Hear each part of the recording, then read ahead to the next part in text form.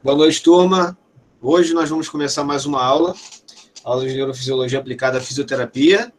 E, inicialmente, nós vamos começar com a apresentação dos alunos, né, que vão falar sobre um tema muito interessante que vai ser sobre GABA, neurotransmissor GABA. Então, eu dou a palavra para os integrantes desse grupo para começarem a falar. Assim que finalizarmos essa apresentação, a gente faz os tira-dúvidas e a gente inicia a aula de hoje propriamente dita, ok? Então, eu desejo a vocês uma boa sorte, com calma, tranquilamente, vocês estão em casa, não tem ninguém olhando vocês, pelo menos não presencialmente, é com vocês. Opa, boa noite, me chamo Henrique, o nosso grupo vai apresentar o trabalho sobre neurotransmissor, e ele é constituído por Daniel, Roberto, Luan e Lucas. Pode passar, por favor, aí, Lucas. Valeu. Então, como o nosso professor disse na última aula, o cérebro humano é um tecido da nobreza, pois ele apresenta várias funções e ele é um órgão muito complexo. E o cérebro humano pode usar até 100 neurotransmissores, e sendo o GABA um dos mais importantes.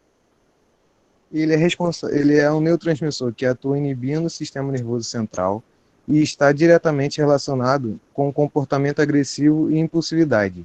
Este neurotransmissor inibe ou reduz o impulso nervoso nos neurônios, levando o indivíduo a um estado de menor agitação cerebral, ou seja, o estado de relaxamento tanto mental quanto muscular. Quando seus níveis estão baixos, estão muito mais suscetíveis à ansiedade, à angústia e a estresse. Boa Lucas, noite, acho que professor. você... Tá me ouvindo tranquilo? Tranquilo, Lucas. Então eu vou falar aqui.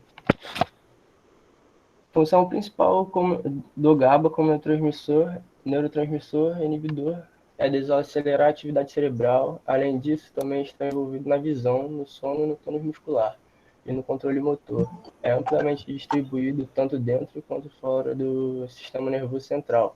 É encontrado nos intestinos, no estômago, na bexiga, nos pulmões, no fígado, na pele, no baço, nos músculos, nos rins, no pâncreas e nos órgãos reprodutores. As doenças e os transtornos relacionados à disfunção do GABA incluem autismo, transtornos bipolar, depressão, esquizofrenia, epilepsia, fibromialgia, meningite, alguns dos tipos de demência, doença de Alzheimer, demência por corpus de Lewy, e demência frontotemporal e alguns transtornos intestinais. Doença de Crohn, câncer coloretal, síndrome do intestino irritável e colite ulcerativa. Vou passar o slide aqui.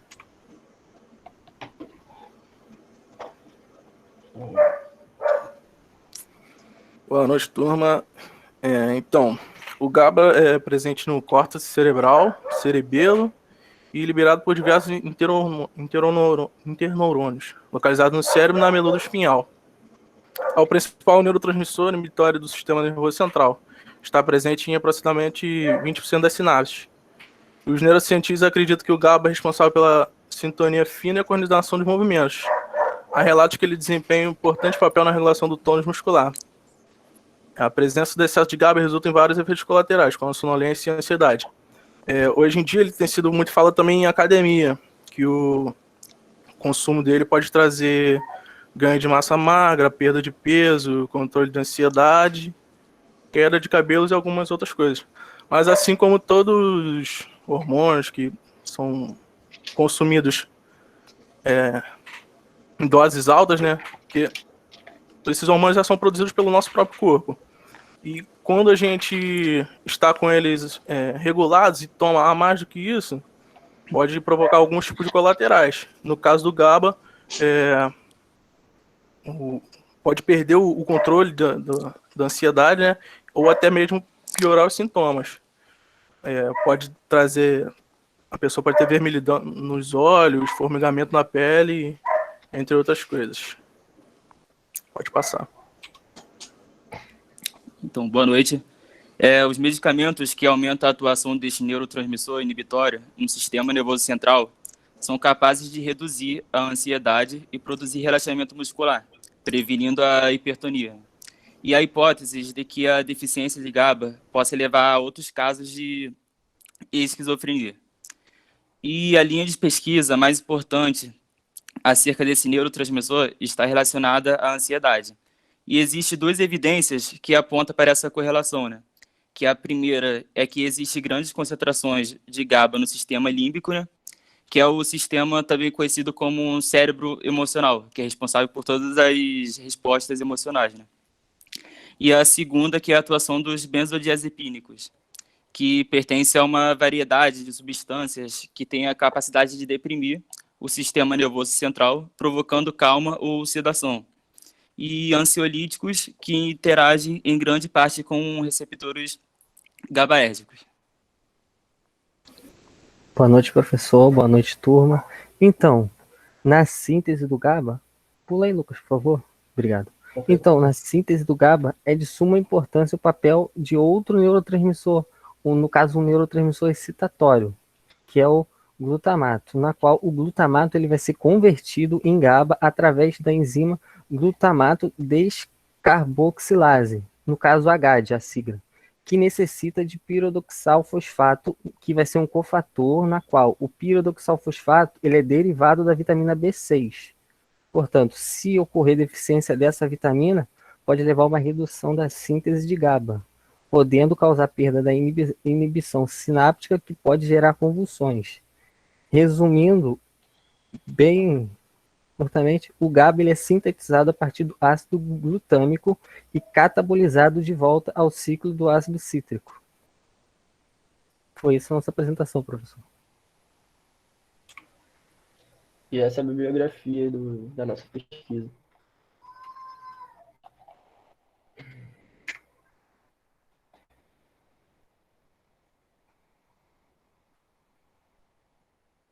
Professor, você está mutado. Obrigado.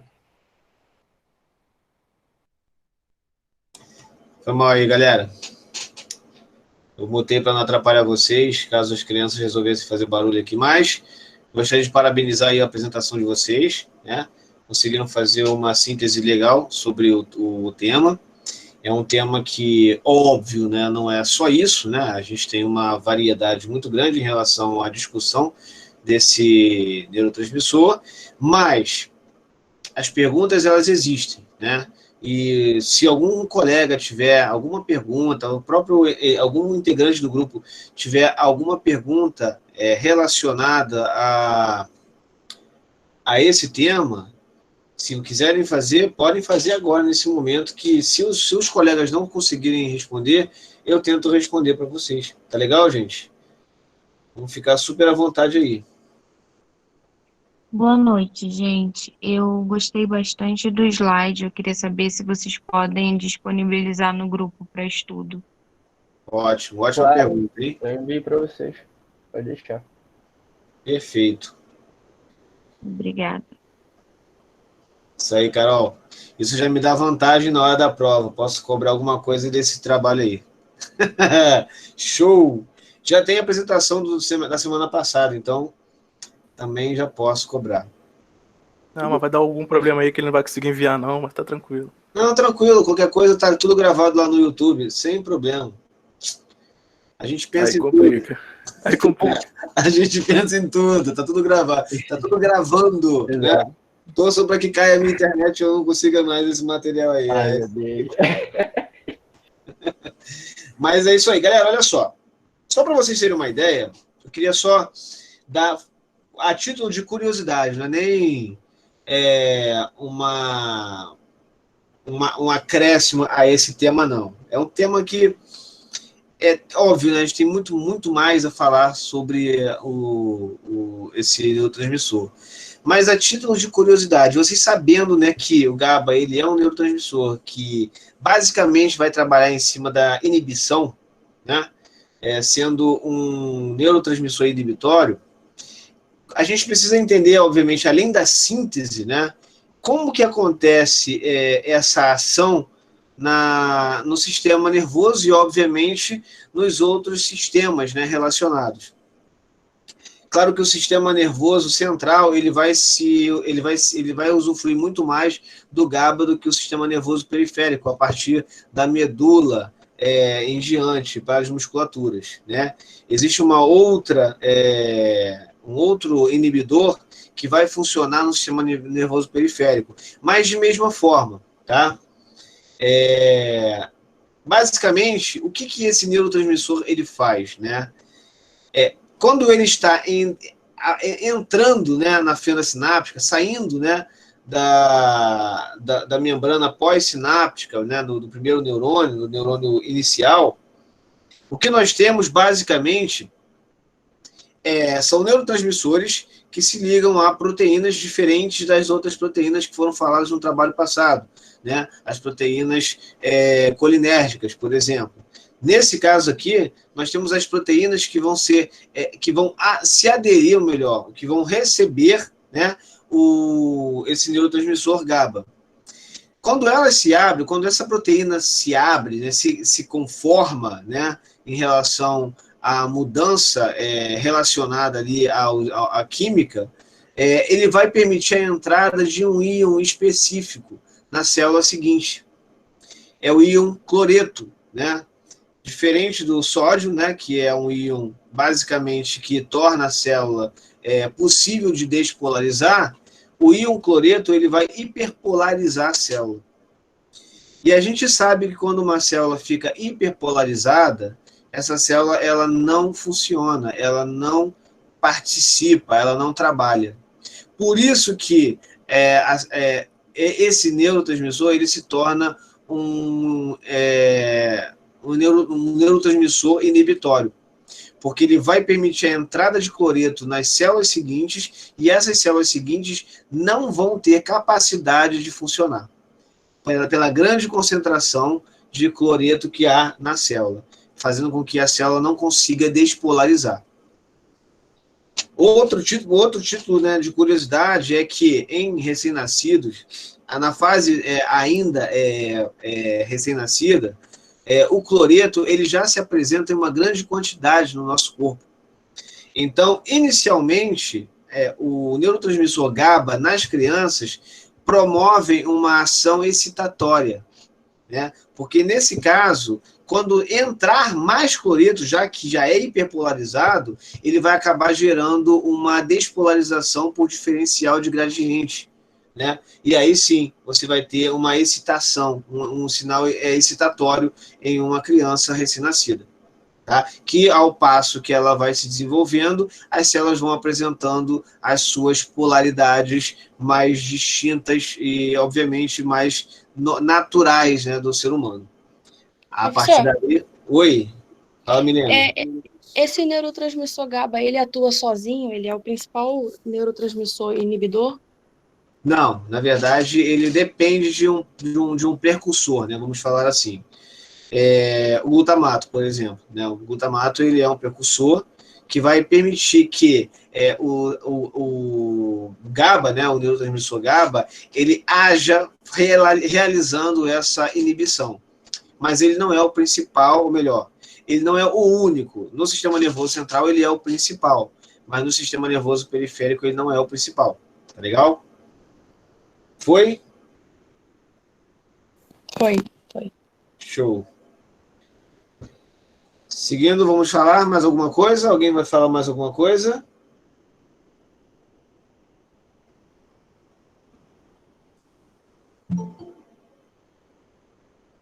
Perfeito, então, galera. Então, vamos fazer o seguinte. Lucas, me faz um favorzão. Remove sua apresentação. Pode deixar. Para eu poder apresentar a minha. Então, a partir de agora, a gente vai começar a aula propriamente dita, ok? Vamos falar um pouquinho sobre a citologia e sobre as sinapses. E aí vocês vão começar a entender um pouco o fato da necessidade desses neurotransmissores serem tão atuantes no nosso corpo humano, principalmente o sistema nervoso. Então, sem mais delongas, vamos começar aqui a apresentação. Eu vou colocar a apresentação aqui colocar aqui o slide em apresentação para vocês.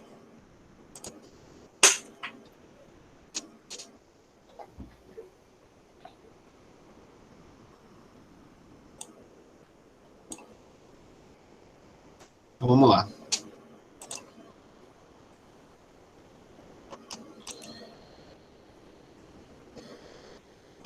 Galera, basicamente hoje nós vamos começar a falar um pouquinho sobre a origem dos neurônios, a citologia propriamente dita, né? E as sinapses, né? Fala aí, Lucas. Foi só um espirro. Então, vamos lá. Então, o que nós precisamos entender em relação à sinapse, galera? Ou o que nós precisamos entender em relação, inicialmente, aos neurônios, às células do sistema nervoso? As células do sistema nervoso, basicamente, são células que têm uma especialização em transmitir informações. Elas são excitáveis, né? E elas também elas são capazes de transmitir informação. Diferente das células do corpo humano, de forma geral, tanto as células dos ossos, as células dos músculos, as células ligamentares, as células dos tecidos conjuntivos e por aí vai, as células nervosas elas vão apresentar uma característica bem diferente do ponto de vista tanto morfológico quanto também do ponto de vista funcional. Principalmente porque são justamente a partir dessas células, né, do sistema nervoso é que nós vamos ter toda a capacidade de receber informações e, obviamente, transmitir informação, né? Então, quando falamos de um neurônio, nós falamos de uma célula que é capaz de receber informações e guardar essas informações. Vamos pensar nessa célula como sendo um bit da nossa memória de um computador, por exemplo, né? Então, nós temos aí um computador que hoje tem HDs aí com mais de 3 terabytes de memória, né? Nós temos aí computadores com uma grande quantidade de memória. Então, imagine que cada bit seja um neurônio que armazena determinado tipo de informação.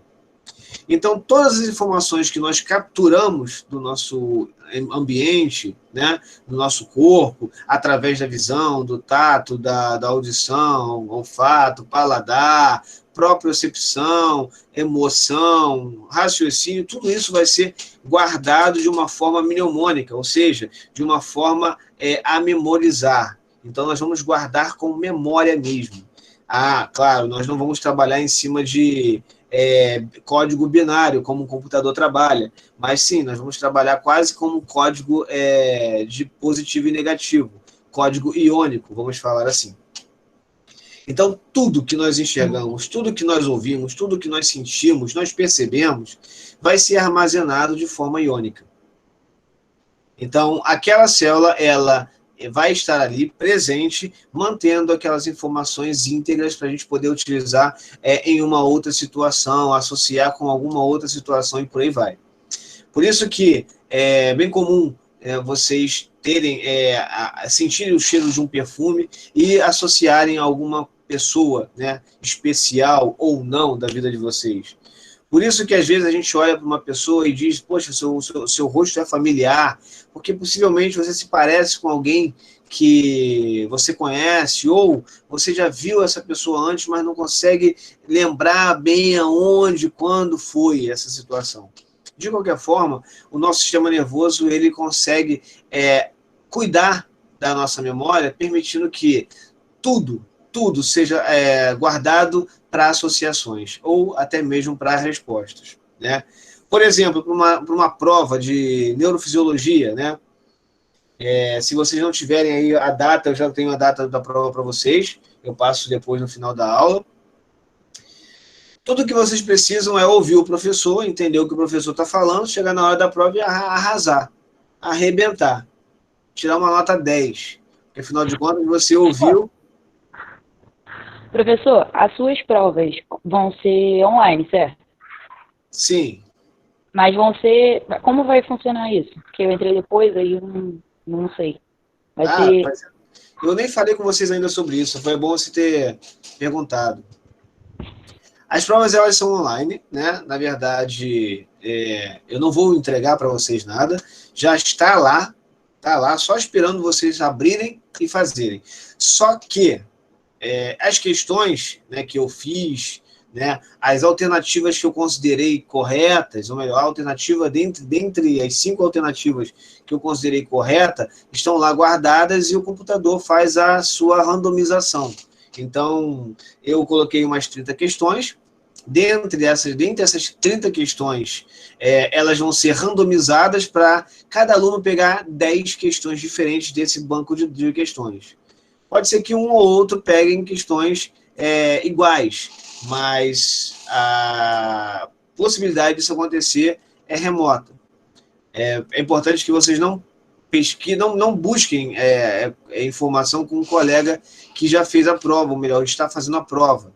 Porque pode ser que você pergunte qual é a questão 1 e ele diga qual é a letra, e às vezes a questão 1 não é a mesma que a sua, porque está tudo fora de ordem e tem questão ali que você não vai ver na sua. Então, são múltiplas escolhas, né? Cada múltipla escolha vai apresentar 5 alternativas e uma alternativa correta. As outras vão estar erradas.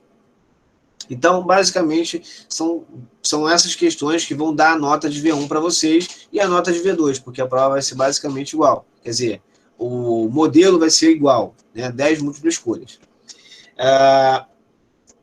A disposição das notas normalmente acontece imediatamente à realização da prova, ao final do tempo de prova, que vai ser no horário normal de prova. Ou seja, ao invés de termos aulas, vocês vão estar logados no EAD, não no Meet, ok?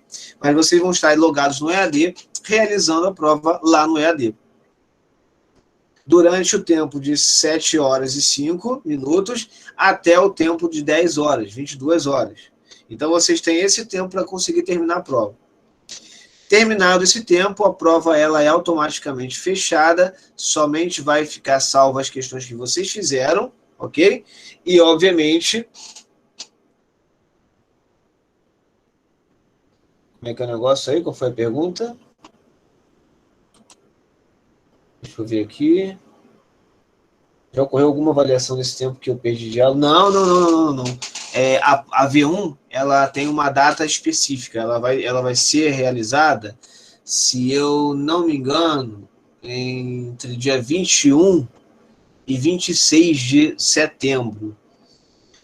Deixe-me confirmar, tá? Mas deve ser agora, nesse mês que vem, entre 21 e 26. Tá? Eu acredito que seja isso. Então, Yuri, você não perdeu nada até agora, tá? Fica tranquilo, ninguém perdeu prova até agora, nada. Então, essas provas elas são realizadas num dia específico, tá? Na terça-feira, no caso, as nossas provas vão ser realizadas na terça-feira, das 7h05 às 10 horas, tá?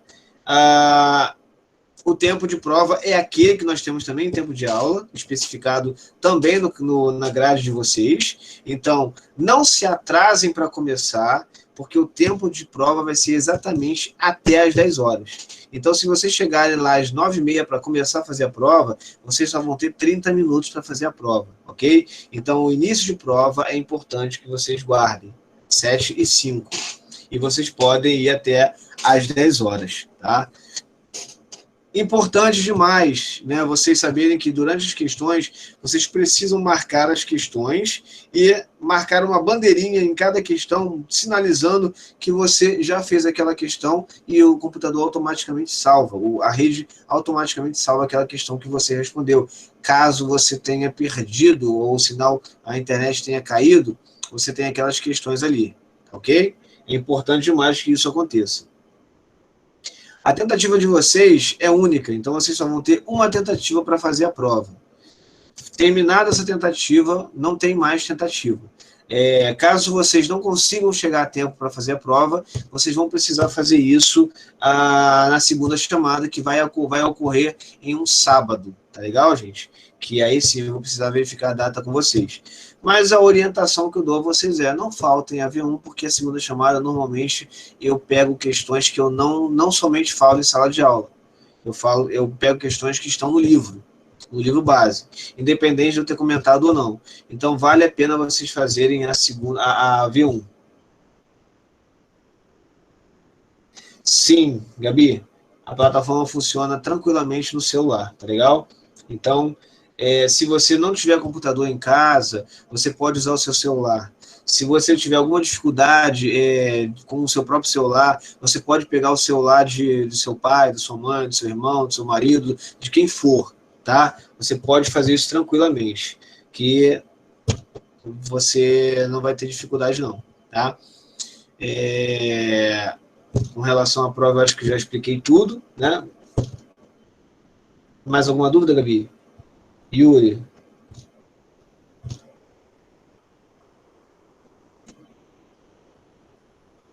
Perfeito, Thaís. Obrigado aí pela confirmação, viu, Thaís? Então, é isso. Eu espero que as dúvidas não aconteçam durante a prova, né? Bem, já que estávamos falando de prova mesmo, vamos retornar ao assunto da prova, né? Aí vocês estudaram para a prova, né? Afinal de contas, o que eu vou fazer aqui é basicamente colocar as questões que eu lecionei para vocês na prova. É só vocês seguirem o que está aqui. Mas, como é de costume, né? O brasileiro ele é um povo que tem esse costume muito avivado, né? Só estuda em véspera de prova. E qual é o problema de você ouvir a mensagem, no caso, a aula, hoje, nesse momento, e deixar para ouvir, ou para ler, ou para estudar num dia anterior? Todo o processo de aprendizagem foi perdido porque os neurônios eles armazenam essa informação, mas sempre tem aquela região, aquela área do cérebro que armazena, mas sempre descarta aquilo que é desnecessário. E o que o sistema nervoso considera desnecessário? Um estímulo que não foi reforçado. Então, se você recebe um estímulo e aquele estímulo não é reforçado, naturalmente aquilo cai no esquecimento, então ele libera espaço no HD para que você possa ter outras informações mais pertinentes. Então, por isso que é importante, ao ouvir essa aula, anotar tópicos importantes e reaver esses tópicos, ler em algum lugar, porque você vai estar reforçando essas informações e para o sistema nervoso isso acaba se tornando algo pertinente. Se não, é totalmente descartado. Por isso que na hora da prova, às vezes dá um branco, porque a gente só deixa para estudar na véspera. Vamos pensar nisso, galera. Já que tem galera começando hoje, tenta fazer da seguinte forma, vai lá na minha lista de YouTube, nas aulas que eu dei, né?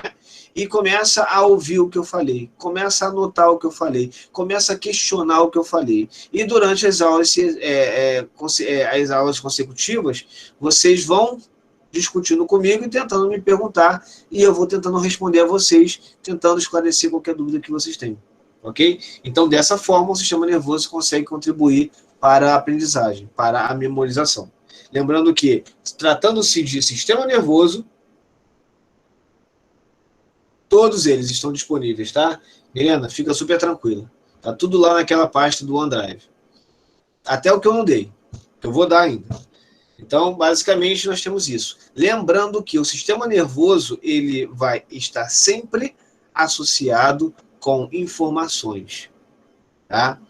Então, ele captura essas informações. Lá quando vocês estudaram, lá na primeira aula, quando a gente estudou sobre a embriologia, a gente tem que levar em consideração que a embriologia ela vai se tornando, as células vão se tornando diferenciáveis, ok? Ou seja, vão começando a adquirir especializações diferenciadas, né, umas das outras, e assim com as células nervosas. Inicialmente chamadas de neuroblastos, né? Ou seja, células que estão preparadas para se diferenciarem em neurônios no futuro.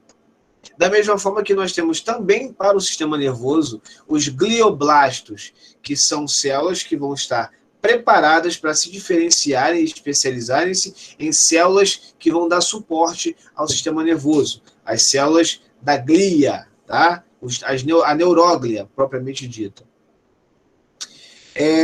Claro que o número de neuroblastos ele vai se tornar maior do que o número de neurônios no encéfalo e na medula. Até porque, durante essa fase de desenvolvimento, eles vão criando possibilidades de diferenciação. Tá legal?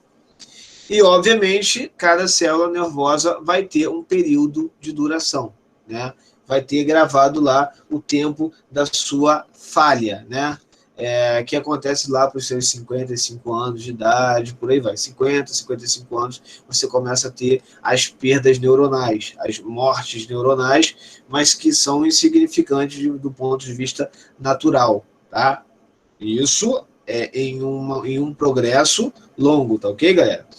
Então, vamos lá. E isso pode, na falha desses neurônios, isso pode comprometer a comunicação entre eles.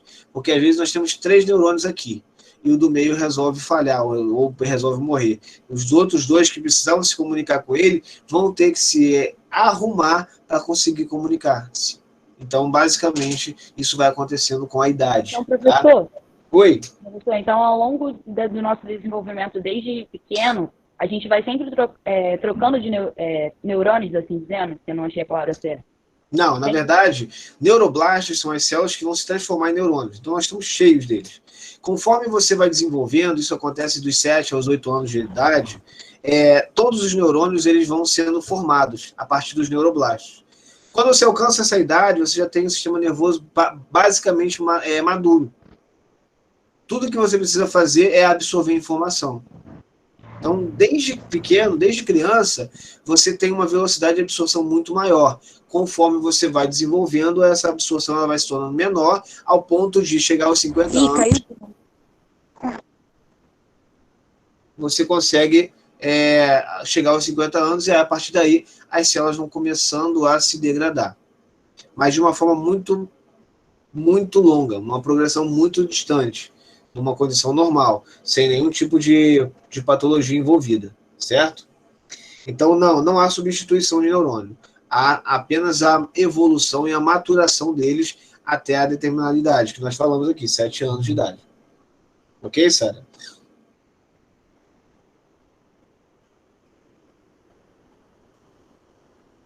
Show. Bem, vamos lá. Continuando, se todo mundo estiver na mesma situação, galera, se a minha voz estiver travando, vocês me falem, tá? Por favor. Bem, vamos lá. Vamos falar um pouquinho sobre o neurônio. Eu quero que vocês entendam, gente, que essa imagem que eu estou mostrando para vocês não define todos os neurônios do nosso corpo, do nosso sistema nervoso central. Não define. Eles não vão se apresentar sempre dessa forma. Eles podem se apresentar de formas diferenciadas. Só estou colocando esse desenho aí para a gente poder identificar algumas partes que eu julgo importantes na hora de determinar que tipo de neurônio, que tipo de ação, que tipo de via aquele neurônio está se utilizando. Então, basicamente, o que eu quero que vocês entendam é que o neurônio ele começa não apenas aqui, mas ele vai se desenvolvendo até as suas pontas, né, até os seus terminais, tanto de um lado, como vão se desenvolvendo também através dos outros terminais, né, opostos. Importante a gente entender o seguinte: não vamos caracterizar esse prolongamento maior como sendo o prolongamento padrão, tá? Vai depender do tipo de neurônio que nós temos aqui. O exemplo que nós temos aqui é de um neurônio motor. Então, obviamente que para os neurônios motores, isso aqui é um padrão, né, de neurônio. Se fosse um neurônio sensitivo, nós teríamos o contrário disso aqui. O que eu quero mostrar para vocês? Primeiro, vamos começar aqui com o corpo da célula, tá? Ou também chamado de pericárdio, tá? Não é pericárdio, não, é pericárdio. O corpo da célula, ou o pericárdio, ele vai ter a sua membrana, né, sendo desenvolvida, né, sendo espalhada e formando prolongamentos, como se fossem ramificações, que do grego significa dendros, ok? Por isso, o nome que nós temos aqui é chamado de dendritos. Aqui está com T, mas eu prefiro falar com D. Dendritos, ok?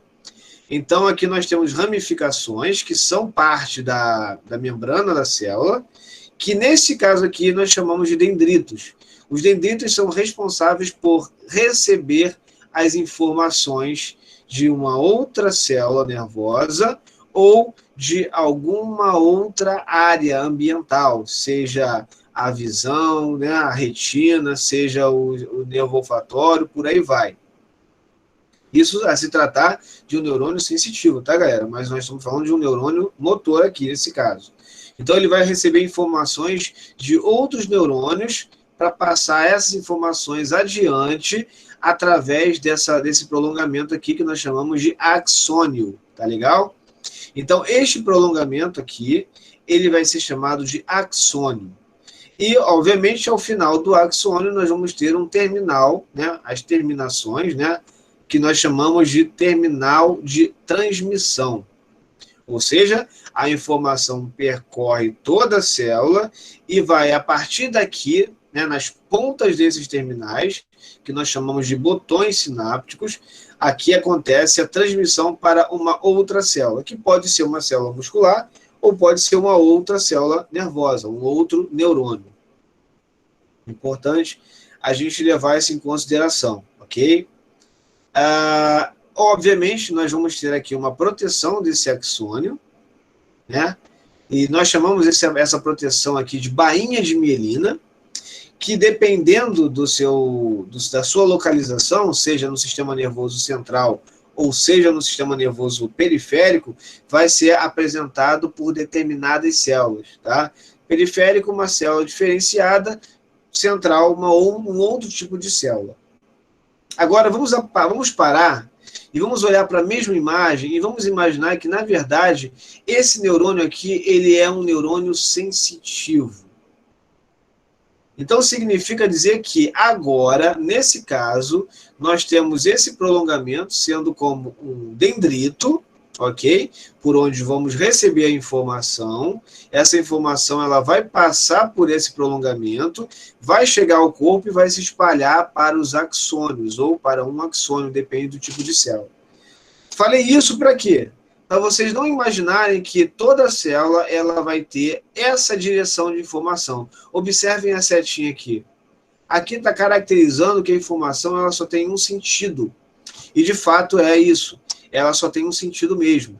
Nesse caso aqui, nós estamos falando das informações que chegam ao dendrito, passam pelo corpo celular, atravessam o axônio e saem através dos seus botões sinápticos. Então, nós temos aqui uma via específica. Não dá para você ter duas vias em um único prolongamento. Não dá. Tá? Se a informação ela já está sendo liberada através desse sentido, então é nesse sentido que todas as informações dessa célula vão passar. Então essa célula vai ser basicamente unidirecional. Ok? Então podemos dizer que, neste caso, essa célula vai formar um feixe com uma via que, já que nós estamos falando de um neurônio motor, uma via eferente, ou via de saída. Tá legal? Beleza? Gabi, desculpa, eu só vi agora essa sua situação. Vamos fazer o seguinte. Vai lá nos contatos e quando você procurar, você vai encontrar 3 Carlos Amaral, 3 professores ali. Certo? Clica e fixa. Professor, ela disse que está vendo já. Ah, é? Desculpa, então. Beleza aqui. Ótimo. Valeu. A internet está muito ruim, então tem hora que toda hora cai e volta. Aí tem hora que eu perco algumas coisas, tá? É por isso. Não, fica tranquila, tá legal? Tudo isso que eu tô falando tá sendo gravado no YouTube. Então, assim, depois você vai no YouTube e você busca essa aula, tá? Você não vai se prejudicar por não estar conseguindo assistir essa aula, porque tá gravando, tá? Então, Sara, fica super tranquila. Fala aí, Douglas. Então, você falou aí do axônio, né, onde passa a informação. Eu gostaria de saber sobre a bainha de mielina, né? Se caso ela esteja acometida, qual é a principal característica, né, que vai ocasionar um erro de transmissão de informação? Sua pergunta ela é excelente, tá? Se você me permite, eu posso até usá-la para a prova. Ok. Então, vamos lá. Primeiro responde, então, depois coloca na prova. Permite não, irmão, permite não. Que isso, doido? Todo mundo vai responder. A informação vai ficar só comigo, poxa. Ah, Responde sim, que eu tenho maior dificuldade de saber. então, olha só. Sim, na verdade, qual é a função da bainha de mielina? Né? A bainha de mielina, ela funciona como um cabo, uma capa protetora, né? Um fio de casa, um fio elétrico, por exemplo, que você tem na sua casa. Ele tem um recheio, né? Ele tem um interior de cobre, né? Que é justamente o material de condução elétrica, e ele é revestido por uma proteção isolante, né? É um isolante elétrico. Então, essa capa, ela, além de permitir esse isolamento, ele também evita a dissipação de energia por esse cabo. Então, quanto melhor for esse cabo elétrico, quanto melhor for essa capa do cabo elétrico, melhor vai ser a condução, ou melhor vai chegar a energia até o dispositivo, e sem perda, sem gasto. A mesma coisa vai acontecer com o neurônio. O neurônio ele vai ter essa capa protegendo todas as informações que vão passando, lembrando que a condução nervosa nada mais é do que projeções de cargas iônicas, né? Quase que a mesma coisa que acontece com a eletricidade. A eletricidade, você tem aí saltos de elétrons, né? Elétricos, né? Já o neurônio ele vai ter saltos iônicos, ou seja, a famosa bomba de sódio e potássio entrando em ação. Então, conforme você vai tendo modificações na polaridade da célula, você vai trocando essa informação em uma velocidade muito alta. Obviamente não chega a uma velocidade elétrica, porém é muito alta, né? Em frações de segundo você consegue fazer essa resposta. Caso você tenha um comprometimento dessa capa, dessa bainha de mielina, o que vai acontecer? A velocidade de condução ela vai reduzir. A condução, a informação ela pode se dissipar através daquele momento, daquela região que você não tem a proteção. Então, quando você precisa, por exemplo, contrair uma musculatura, às vezes a musculatura ela responde com atraso, fraqueza e, obviamente, pouca intensidade, porque muita coisa você deixou atrasado e muita coisa você perdeu lá atrás, por conta dessa perda de proteção. A isso nós chamamos de neuropraxia, tá legal? Quando você tem a lesão ou uma disfunção da bainha de mielina, mas ainda há integridade do neurônio, do prolongamento. Douglas, eu espero ter respondido. Qual o nome, professor? Neuro quem? Neuropraxia, com X, tá? Ok. O professor, só para concluir, e caso tenha esse acometimento já lá bem cedo, né, você consegue desenvolver alguma prática, né, com substâncias ou até mesmo com exercícios para você suprir essa necessidade, para você melhorar isso ou não? Ou tem o defeito, né, desencapou aquilo ali para o resto da vida? Então, vamos lá. Existem muitas variáveis, né, para a gente discutir isso. Pode ser um problema sindrômico, né, genético, onde o neurônio ele tem essa incapacidade de produzir a bainha de mielina e você acaba tendo realmente um déficit por condições, né? Isso aí, por ser sindrômico, dificilmente você consegue uma recuperação adequada. Você pode ter uma melhora do quadro, mas a recuperação ela não vai ser integral. Você pode também ter um problema por uma desnutrição. Afinal de contas, a bainha de mielina ela é rica em gordura e as pessoas que não consomem gordura podem sofrer um pouco com relação a isso. E a melhor forma de você trabalhar isso é uma boa nutrição, é uma nutrição adequada, com os seus percentuais de triglicerídeos adequados, de gordura adequada, né? Outra forma para você ter esse problema é através de lesões, né? Essas lesões acontecem por traumas ou por estiramentos. E se for somente a bainha de mielina, existe sim uma capacidade de regeneração. Então a pessoa sofre um impacto, sofre uma lesão, sofre um estiramento no nervo, né, na fibra nervosa, e obviamente a bainha de mielina ela vai se reconstituindo. E assim, em algumas semanas, a gente tem aí a recuperação desse movimento, a recuperação desses estímulos passando por essa célula. Foi, Douglas? Foi, professor, excelente, obrigado. Professor, só para esclarecer, a neuropraxia, então, é o nome que se dá quando... Eu não ouvi o restante, mas eu imagino que você queria perguntar. A neuropraxia, na verdade, ela é uma lesão, certo? Mas que não envolve nem a capa não envolve o nervo, por onde as fibras nervosas, os neurônios passam, né? Os prolongamentos dos neurônios passam, né? Então você tem aí uma integridade dessa capa protetora externa, né? Que são os nervos. Você tem a integridade dos prolongamentos, que faz parte da célula, mas você não tem a integridade de um axônio. Então, por isso, ela é uma neuropraxia, porque, na verdade, como não existe uma secção do nervo, ou não há uma secção do prolongamento, é mais fácil, né, você ter uma recuperação apenas na condição da bainha de mielina. Por isso, neuropraxia, né, porque não existe perda da função ali, existe um déficit, e o prognóstico, normalmente, ele é bom, né? Normalmente, vamos dizer aí que o prognóstico, de forma geral, ele é um bom prognóstico, você traz um bom prognóstico. Bruna? Então, a neuropraxia é uma lesão que envolve o nervo, é isso? É essa a Uma definição? lesão que não envolve o nervo?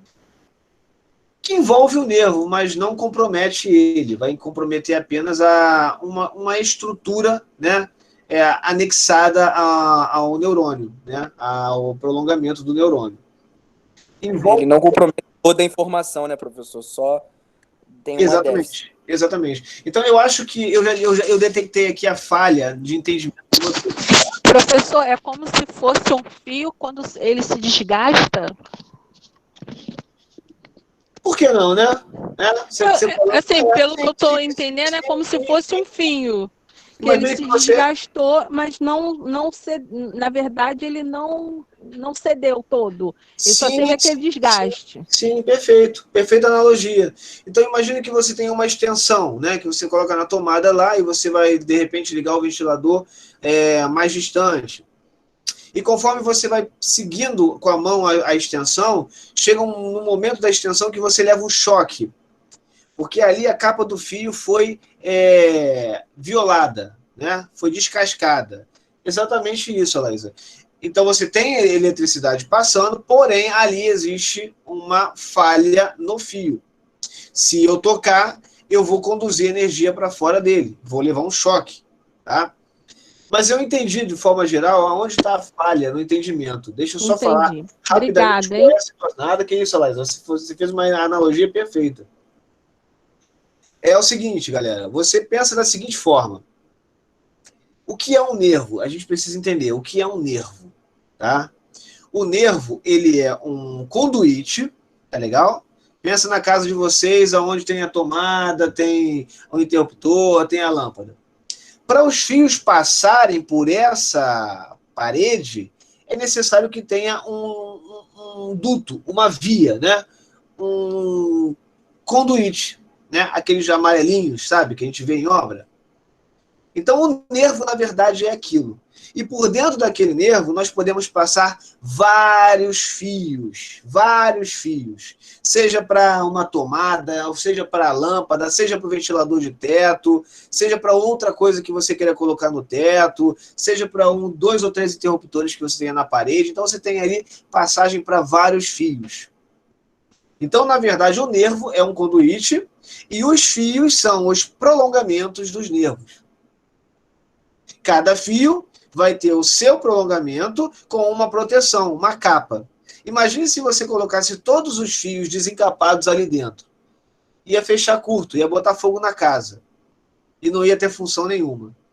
Por isso nós temos um nervo que permite a passagem de várias fibras nervosas, ou seja, vários prolongamentos nervosos, vários prolongamentos de nervos, de neurônios, permitindo então que haja passagem para um lado e passagem para o outro com diferentes vias e diferentes prolongamentos. Então, isso é nervo, tá, galera? Então, quando você tem um comprometimento do nervo, nós chamamos isso de neurotimese, ou seja, secção do nervo.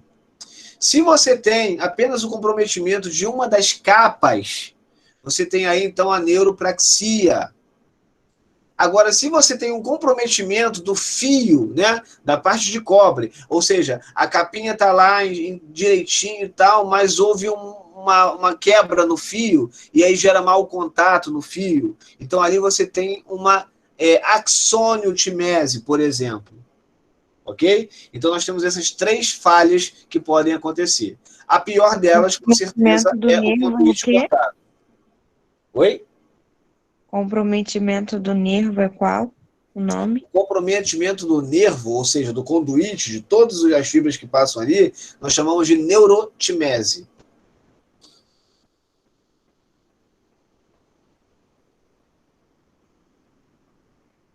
Ô, Sara.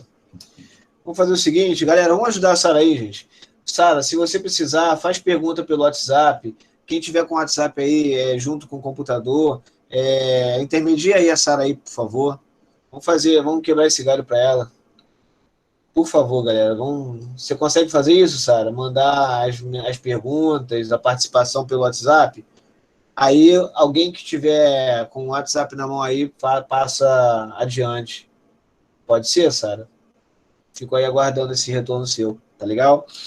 Então, Bruna, e aí se você tiver uma ruptura apenas do fio de cobre, que é o axônio ou o dendrito, nós chamamos aquela lesão ali de axoniotimese, certo? Tira o neuro e bota o axônio e mantém a timese. Foi, Bruna? Professor, deixa eu te fazer uma pergunta. Então, se por um acaso tiver algum problema no axônio ou no dendrito, cabe a toda a função das vias, como o senhor está falando? Se você da passagem? Se você comprometeu o axônio ou o dendrito, você só compromete aquela via ali. Só aquela via.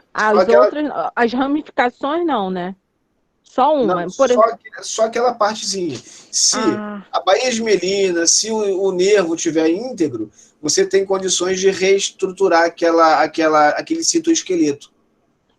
Entendi. Esqueleto da célula, né? Existe ali um caminho para que ela se construa novamente. Então, o prognóstico também é bom. Não é tão bom quanto a neuropraxia, mas é bom. Né? Mas não fica com nenhuma lesão, não? Temporariamente. A neurotimese, quando você corta todos de uma vez, sim, aí você apresenta sequelas. Dificilmente você consegue recuperação. Entendi. Obrigado, professor. Eu acho que eu acabei repetindo, Sara. Verifica se não repetir.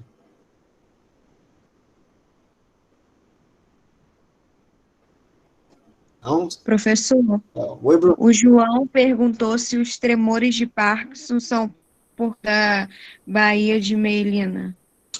Não são. Os tremores de Parkinson, na verdade, eles ocorrem por uma diminuição, tá? Um déficit na produção de um neurotransmissor específico que vai auxiliar na iniciativa, assim como também na execução.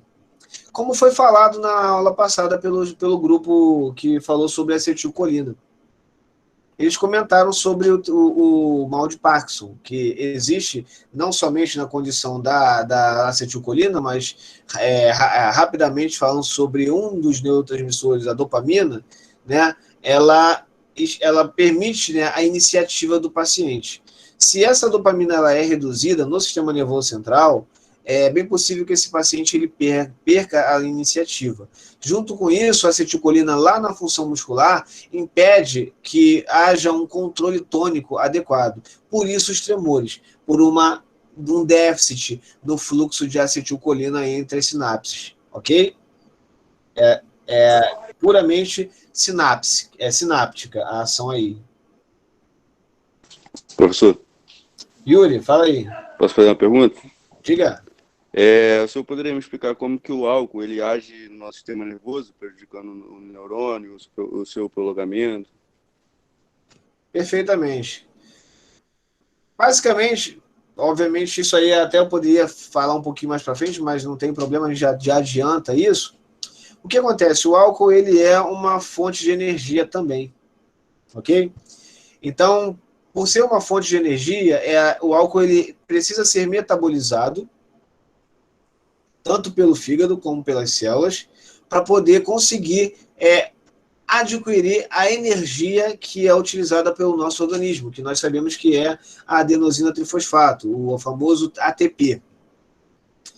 Quando o álcool ele entra na corrente sanguínea em uma quantidade maior ou competitiva com a glicose, as células elas começam a perder a velocidade de metabolização para essa ATP, fazendo com que as células fiquem mais letárgicas.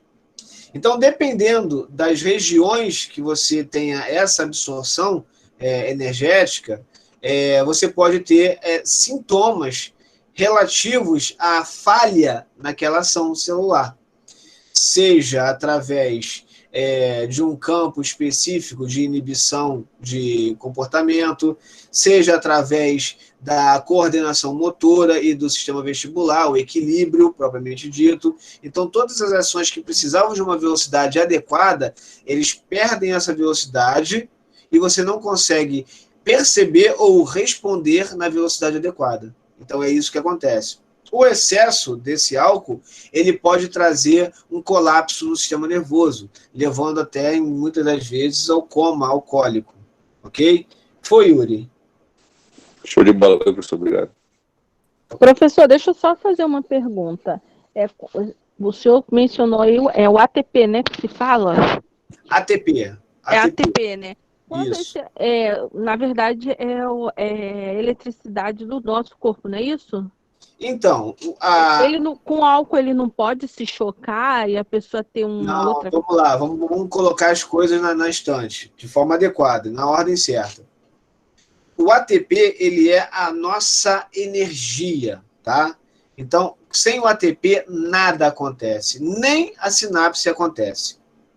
Então, o ATP não é eletricidade, o ATP é uma energia, né, que está ali, preparada para gerar uma função, que é basicamente química, tá? A eletricidade que eu me refiro, e aí eu vou falar, se você não se importar, eu acho que foi a Bruna que falou, não foi? Ou foi a Laísa? Foi eu, a Laísa. A Laísa. Então, a Laísa, segura um pouquinho essa sua pergunta, que quando eu falar sobre a eletricidade propriamente dita, né, você vai entender o que eu quero dizer. Mas o ATP, na verdade, ele é o meio de consumo energético que nós vamos utilizar. Da mesma forma que o carro funciona através da combustão, a luz funciona através da eletricidade, nós vamos funcionar através do ATP, que é a energia do nosso corpo, tá? Então, não confunda ATP com eletricidade, não, de forma alguma. Ele é uma molécula que vai se encontrar com uma determinada estrutura celular e ali ele vai ser hidrolisado, ou seja, ele vai se transformar de ATP para ADP, porque ele vai perder um fosfato e esse fosfato vai gerar uma energia específica, junto com a sua quebra. Então, além de fazer um movimento específico, você ainda tem calor sendo liberado. Mas a eletricidade propriamente dita, eu vou tentar explicar para vocês através do fenômeno da bomba sódio-potássio. Tá legal? Vou seguir então aqui adiante. Ok, obrigado. Só preciso que vocês entendam que todo neurônio, tá, só tem uma direção na sua condução nervosa. Tá? Nesse neurônio aqui, por exemplo, nós temos uma chegada a sua condição, a sua direção, ela é de dendrito, corpo celular, axônio, terminações axônicas, ou terminal de transmissão. Não dá para retornar. A informação ela não retorna pelo mesmo neurônio. Isso precisa ficar fixado na mente de vocês. Professor, você poderia repetir rapidinho de novo, para eu anotar aqui? Com certeza. Pode ter certeza que eu vou repetir. O neurônio, ele não tem duas vias. Ele não tem mão dupla. Então, a informação que passa por ele chega por um ponto, mas não sai por ele. Vai seguir o seu caminho até sair por outro ponto e não vai chegar nada nele. Ok? Então, nós estamos falando aqui nesse exemplo que os dendritos recebem a informação, passam pela sua membrana celular, seguem pelo axônio até chegarem às terminações nervosas de transmissão e ponto, seguem adiante para outra célula. Aí talvez venha uma pergunta de vocês. Pô, mas como é que então o estímulo vai voltar? Por outra célula. Por outra fibra nervosa que não é. Formando esse processo por outras e outras células. Lembra que eu falei com vocês que o nervo é um conduíte? Ali dentro nós temos outras fibras de células. Então, cada fibra vai ter um sentido específico. Se for uma direção de nervos sensitivos, então o sentido ele é na direção do sistema nervoso central. Mas se dentro desse conduíte tiver outros nervos motores, então a gente tem a direção do sistema nervoso central para as musculaturas ou seus órgãos efetores. Mas não é a mesma fibra, tá legal? Quando falamos fibra, falamos desse prolongamento aqui do neurônio, tá? Cada prolongamento é uma fibra nervosa que vai dar sentido. Cada fibra nervosa é um fio dentro de um conjunto de um conduíte. Tudo bem? Deu para entender? Posso perguntar na prova? Não. Não. Não posso perguntar na prova ou não deu para entender? Não consegui entender muito bem. Vamos lá. É um dos dois. Não, na prova vai cair com certeza. Isso aí vocês não tenham dúvida. Então vamos lá. Josimar, já eu falo com você sobre Guillain-Barré, tá? Então deixa eu só explicar aqui a situação. Eu preciso que vocês entendam que dentro do conduíte, ou dentro do nervo, nós temos vários desses prolongamentos. Tá legal? Alguns com sentido de via eferente, outros com sentidos de via aferente. Via eferente, contração muscular, ação motora, neurônio motor. Via aferente, receptores táteis, receptores olfativos, receptores gustativos, olfativos, visuais, auditivos. Então, via que vai transmitir para a direção do sistema nervoso central. Tá legal? Deixa eu voltar. Eu acho que não está aqui. Deixa eu ver se está aqui. Não, não está. Então, é isso que eu preciso que vocês entendam, tá? Vamos imaginar que existe uma outra célula aqui onde está o meu cursor, ok? E essa célula está no sistema nervoso central. Se essa célula mandar uma informação para esta outra célula, ela vai ter que mandar nesse sentido aqui. E digamos que aqui temos uma fibra muscular. Então, significa que essa célula aqui é uma célula motora. Então, a ação ela é eferente e somente eferente. Não volta nada por essa célula, tá? É isso que vocês precisam saber. Não volta nada. Ah, mas e se eu precisar que volte alguma coisa? Então, vai ter uma outra célula aqui, próximo da região, que vai mandar um estímulo, que vai levar até uma outra célula sensitiva, ou uma célula de associação, que aí, por sua vez, vai levar lá para o nosso processador, que é o nosso cérebro. Ficou entendido, galera? Ficou claro, ficou claro. Show? A eferente é só uma via de saída, Thaís. E a aferente é uma via de entrada, por onde você percebe, sente, né, os estímulos. Eferente é só motor. Perfeito. Guillain-Barré, galera. O que acontece com Guillain-Barré? Normalmente o Guillain-Barré está associado a uma desmielinização, ou seja, uma ação de degradação das bainhas de mielina, tá? Que se não tratada imediatamente, ela acaba não tendo uma recuperação adequada. Isso se inicia, na maior parte das vezes, nos membros inferiores e vai acometendo mais à frente outras regiões mais superiores. Mas que, na maior parte das vezes, volta ao normal, ok? Se tratado de forma adequada. Josimar, não causa Guillain-Barré, tá? Esse mecanismo, né, de via não causa a Guillain-Barré, tá? Então vamos seguindo aqui. Então, galera, com relação aos tipos de neurônios, né, isso vai depender muito da localização desses neurônios, né? E, obviamente, vai depender da ação desses neurônios. Por exemplo, vamos começar aqui olhando para essa primeira aqui, bipolar. Quando a gente fala que um neurônio ele é bipolar, é porque ele vai apresentar duas extremidades só. Se por essas extremidades vão aparecer outros ramos, aí isso não interessa. Mas o que interessa é que do corpo celular você vai ter a saída e a entrada de extremidades. Quando se fala de extremidades, nós falamos de polos, né?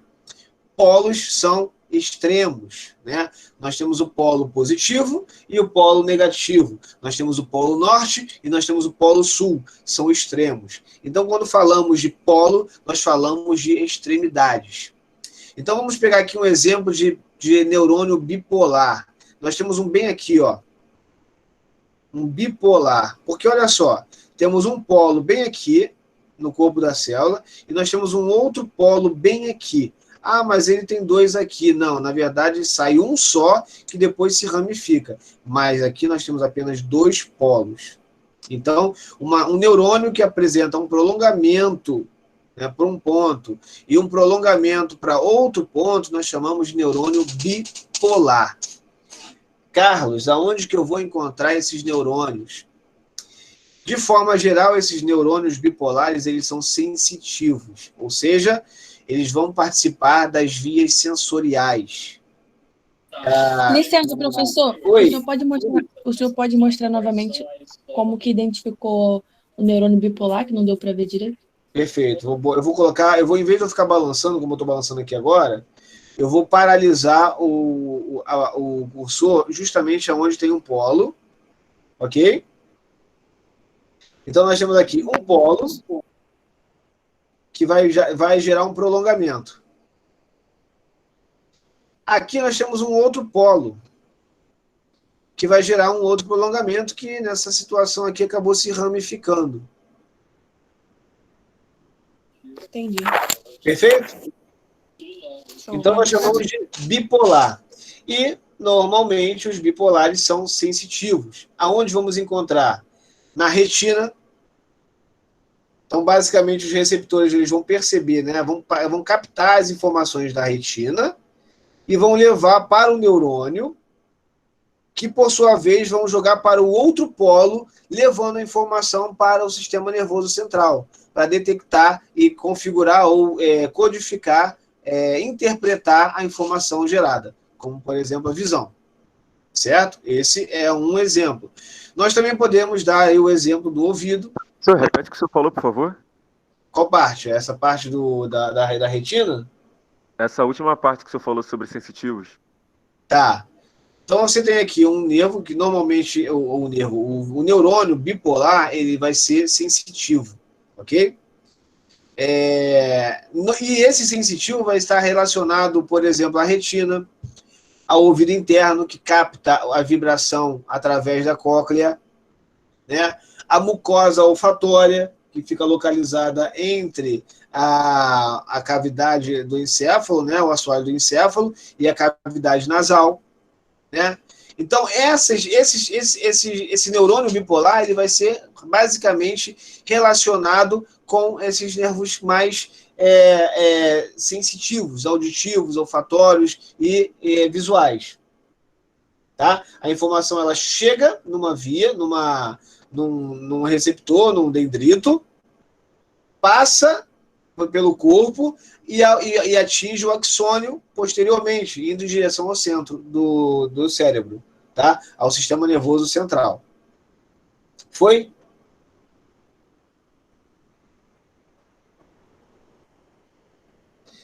Continuando então.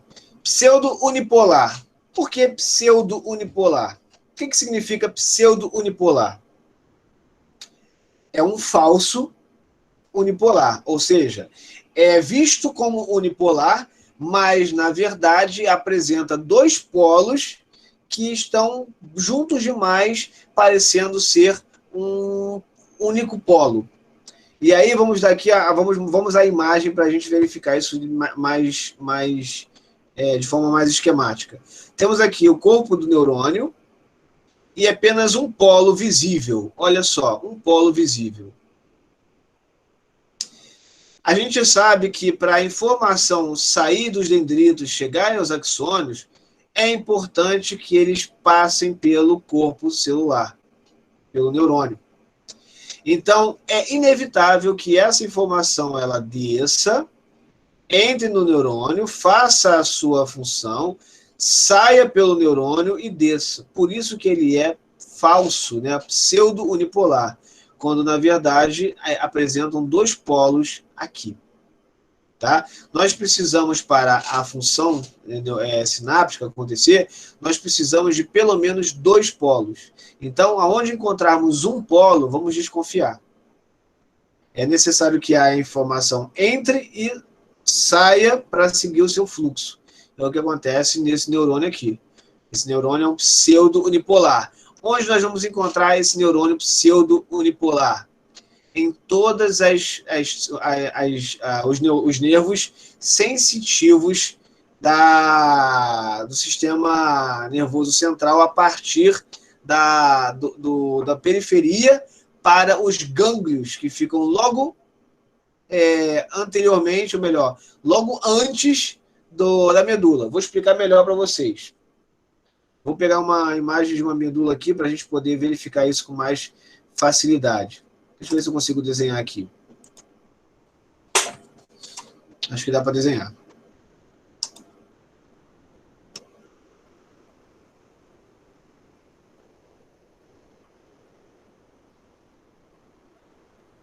Oba! Tá aqui. Então, olha só, galera.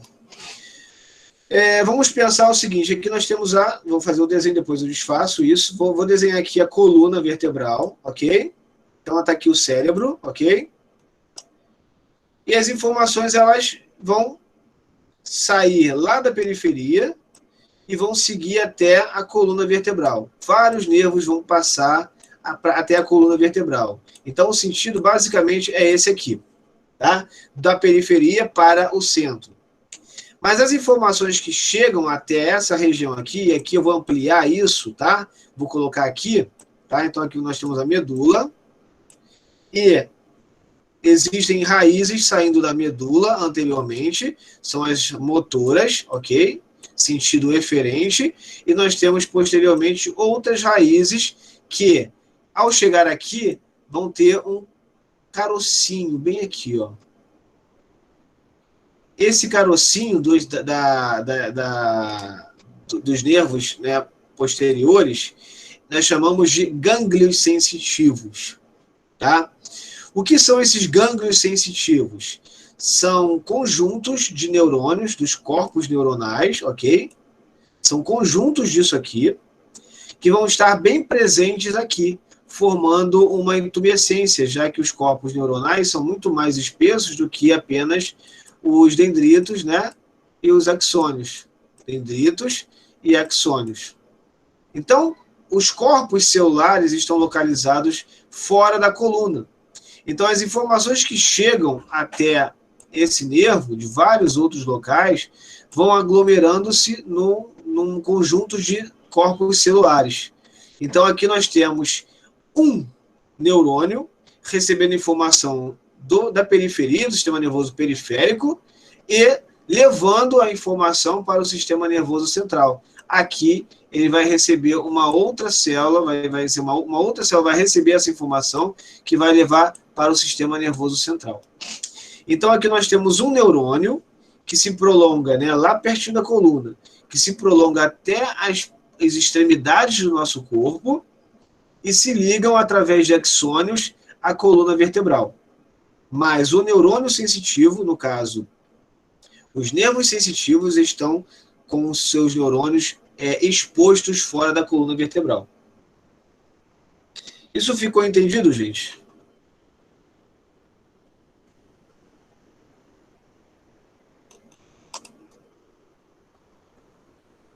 Isso ficou entendido, galera? Ficou sim, professor. Perfeito. Professor? Oi, Douglas. Então as informações chegam por esses corpos, né? E aí vai para o sistema nervoso central e volta pelo sistema nervoso central mesmo, de forma eferente, motora. Caso... Ou é sensitivo também? É sensitivo, né? A via é sensitiva, então você tem lá a informação chegando... Eita, calma aí. Você tem lá a informação chegando, basicamente, dos terminais externos, né? Uhum. Então tá aqui, eu vou desenhar aqui, vou tentar desenhar uma mãozinha. Nossa, que mão horrível, gente. Polegarzão aqui, oh, show. Ai, meu Deus do céu. Aí, tá aqui as terminações nervosas, né? Várias terminações, e essas terminações nervosas, elas vão passando pelo braço, antebraço, braço, ombro, até chegar lá na coluna. Quando chega na coluna, é um corpo celular antes de alcançar a coluna. É sensitivo.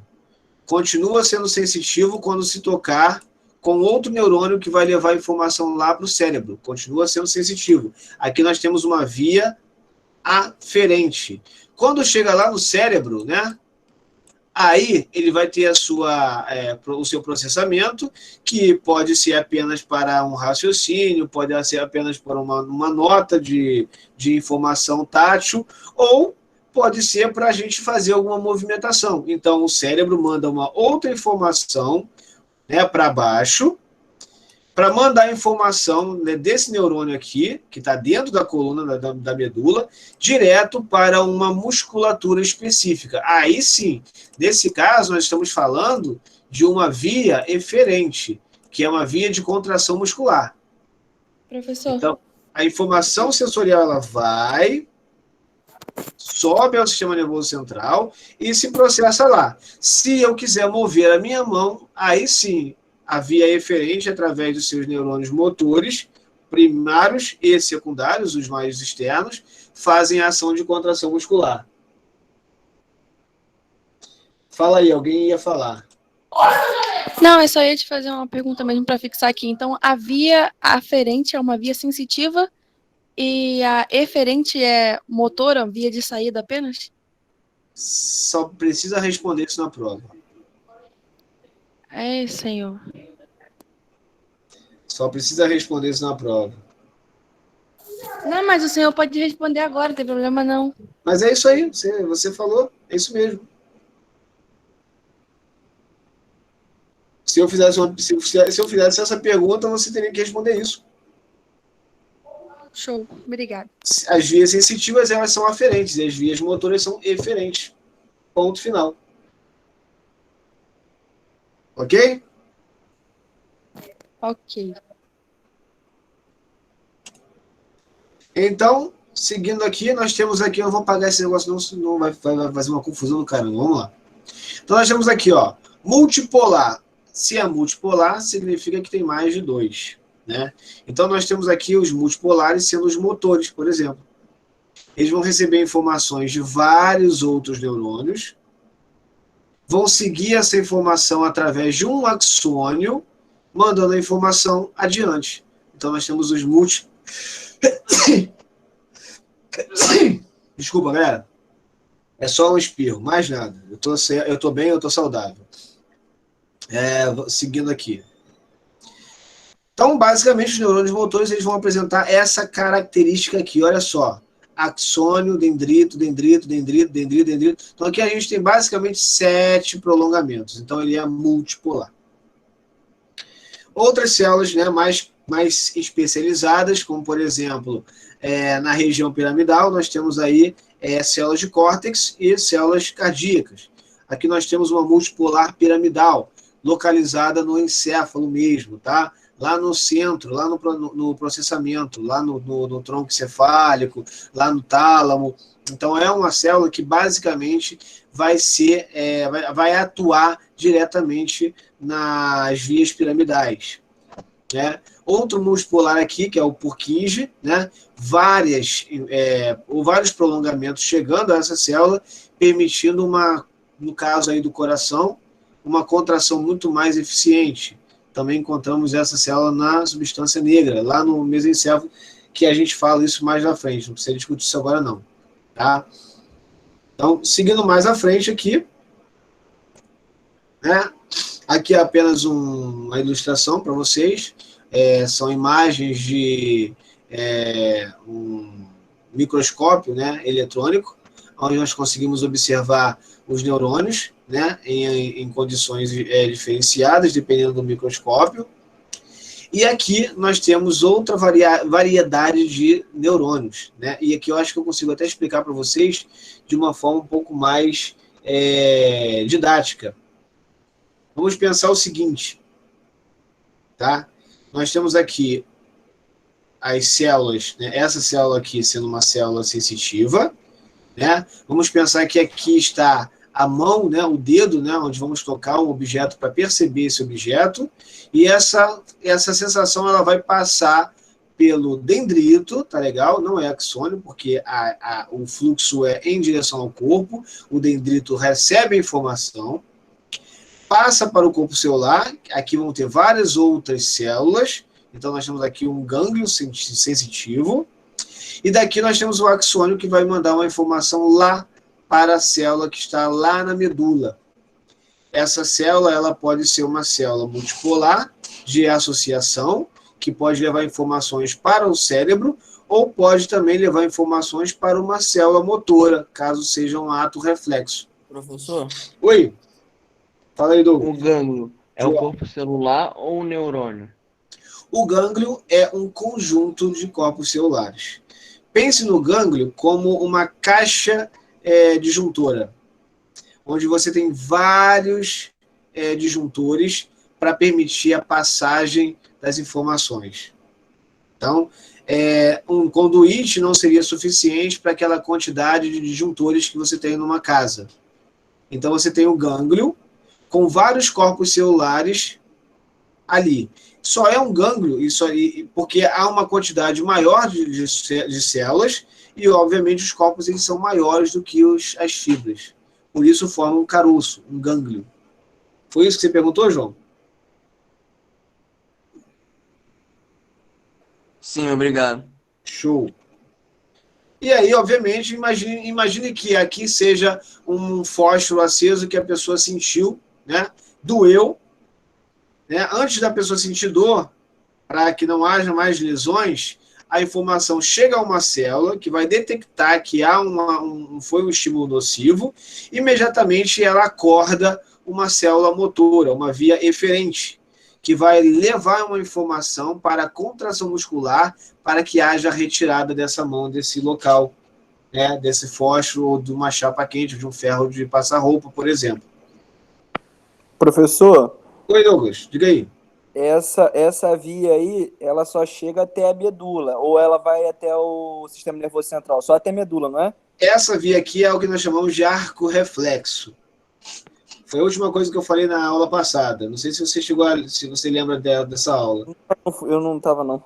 Mas depois vê lá no YouTube, tá lá. Mas de qualquer forma, essa via, essa ação aqui, nós chamamos de arco reflexo, porque faz um arco. A informação só chega até o nível medular específico e já é respondido para uma musculatura. Obviamente que essa informação ela não só vem para cá, mas ela vai para o cérebro também, tá? Até para a gente identificar o que é. Mas antes de identificar, nós vamos reagir a isso. O arco reflexo. É a reação imediata, antes de pensarmos no que é. Tirei a mão antes de saber se estava quente ou se estava espetando. Depois que eu tirei a mão que eu percebi, caraca, o negócio estava quente, caraca, o negócio estava espetando, caraca, o negócio estava me queimando aqui. Então é só depois que a gente pensa no que aconteceu, mas antes a gente tira. Arco reflexo. E aí, galera, para acabar a aula de hoje, posso continuar, galera? Ficaram algumas dúvidas? Milena, você está certa, é isso mesmo, tá? Fica tranquila. Via eferente, via motora e de saída. É de saída. Via aferente, via sensitiva. É de entrada. É isso aí. Perfeitamente. Aferente, como você corrigiu aí. Beleza.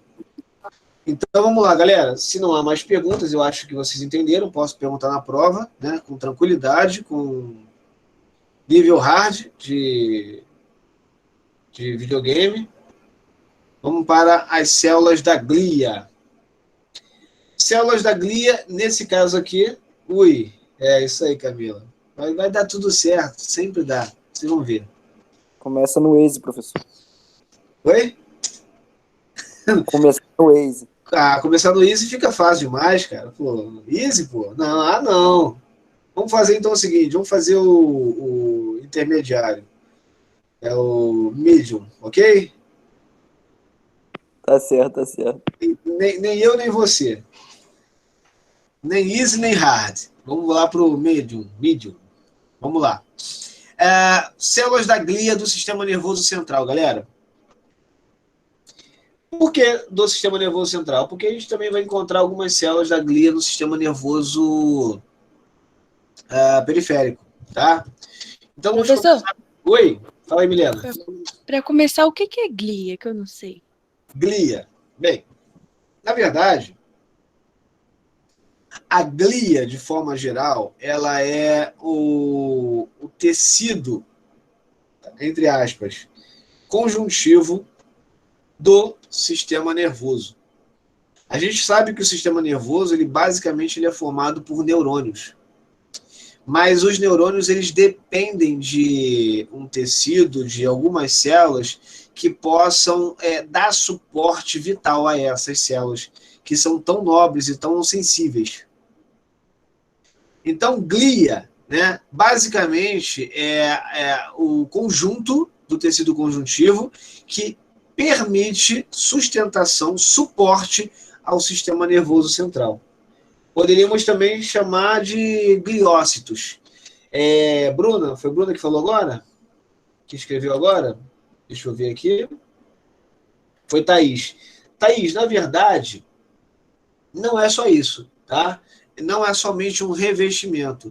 Ela vai dar suporte também. Por exemplo, nutrição, oxigenação, isolamento,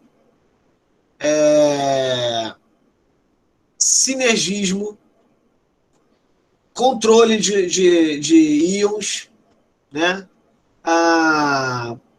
Envolvimento de prolongamentos, proteção e formação de parte intrínseca das meninges, fagocitose, no caso, quando há a necessidade de você retirar daquela região substâncias tóxicas ou até mesmo uma célula neuronal que veio a sofrer apoptose. Então, basicamente, a célula glia ela vai fazer tudo isso além, né, de fazer como você falou, Thaís, o revestimento, certo? Deixa eu ver grosseiramente, o que foi aqui? Grosseiramente o quê? Como se fosse uma placa distribuidora? Digamos que não.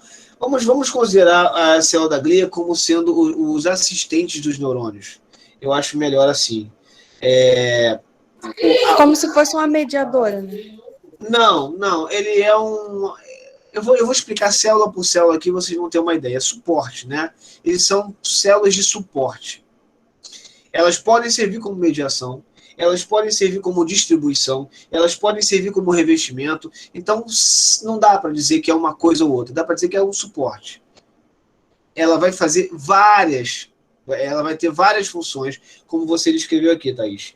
Você falou de revestimento, elas vão fazer. Você fala de distribuição, uma distribuição de íons, distribuição de nutrientes, distribuição de estímulo, né? E, obviamente, o sistema nervoso, ele é um sistema muito sensível.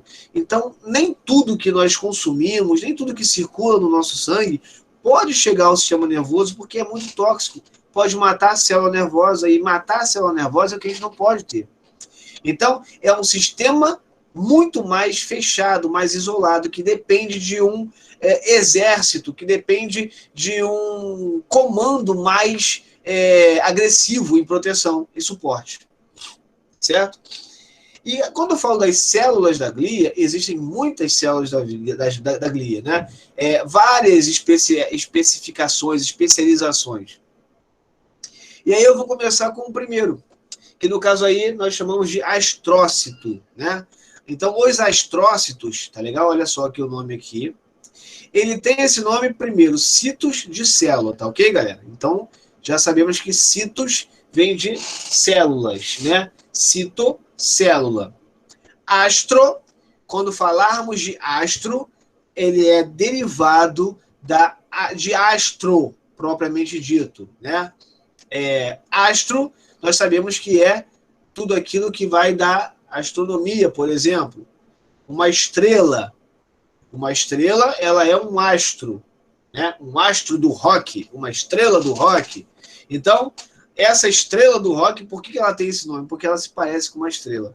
Como se os neurônios não se parecessem. Mas sim, esse astrócito, ele vai se parecer com uma estrela. E qual é a função desse astrócito? Ele bem aqui, ó, bem pequenininho aqui, ó. Esse astrócito, ele vai ter algumas funções, como, por exemplo, ele vai dar a sustentação para as células, ou seja, não vai deixar as células se aproximarem, nem se afastarem muito, nem ficarem se mexendo lá dentro. Então, por isso que a gente fala que é um tipo de tecido conjuntivo, ok? Então, ela vai ficar ali separando as células, dando sustentação para elas. Além disso, né, própria sustentação vai isolar essa aproximação, impedindo que haja um curto entre elas, um choque entre elas, o que poderia desencadear uma epilepsia, um choque epilético, por exemplo. Além disso, ela pode servir, né, em alguns casos, de uma falha de um dos neurônios, ela pode servir de uma condução neural, ou seja, não vai ser tão eficiente quanto o neurônio, mas ele pode receber informações neurais e passar para um outro neurônio mais próximo. Então, olha só quantas funções esse astrócito ele pode gerar. Além disso, ele vai controlar as entradas e saídas de potássio, né? O potássio ele precisa ser equilibrado para não fazer a célula inativa. Quanto maior a quantidade de potássio, maior a probabilidade de uma hiperpolarização celular, e isso pode neutralizar a célula de forma geral. Não é só o cloreto que faz isso.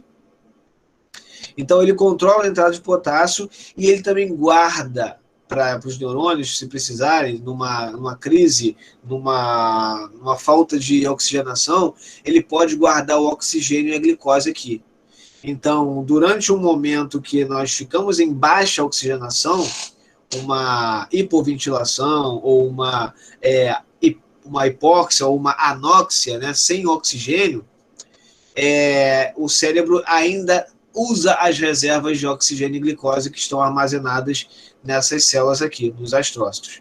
Então, essa célula aqui, ela é vital para os neurônios, ok? Outra célula que nós vamos encontrar aqui, observe essa outra célula aqui. Ela também tem prolongamentos, assim como os neurônios, mas olha só o que os prolongamentos estão fazendo nos neurônios do sistema nervoso central. Eles estão encapando, estão se envolvendo, seus prolongamentos se envolvem aqui no neurônio, encapando os neurônios. Então, nós podemos dizer com certeza que os oligodendrócitos, olha o nome que bonito, oligo, né, ou óligo, né, de muitos dendrócitos, muitas ramificações. Os oligodendrócitos, eles vão formar a mielina, né, a bainha de mielina no sistema nervoso central, ok? Então, elas vão formar a bainha de mielina no sistema nervoso central. É a mielinização do sistema nervoso central. Eu estou repetindo isso para vocês, tá? Central. Oligodendrócitos, ok? Além disso, nós temos outras células. Por exemplo, essa outra célula verdinha aqui. Essa célula verdinha aqui, ela o nome dela é microgliócitos. Ela é a responsável por fagocitar elementos indesejáveis do sistema nervoso central, células mortas do sistema nervoso central e agentes infecciosos do sistema nervoso central. Então, ela fagocita, ok? Leva para a corrente sanguínea e da corrente sanguínea vai para a urina, vai para a destruição ou vai para a metabolização. Então, aqui nós temos... Pode falar. O que é fagocitação? Fagocitar. Fago vem de comer. Citar vem, no caso, aí de fagocitose. Célula que vai comer. Então, essa célula ela vai basicamente abraçar o agente infeccioso, ou o agente tóxico, ou a célula morta, vai digerir essa célula e vai jogar os restos dessa digestão para fora do sistema nervoso central através dos vasos sanguíneos. Então, fagocitar é uma ação de digestão, de comer, né? Basicamente, uma célula que vai comer outra célula ou outros agentes. É basicamente isso.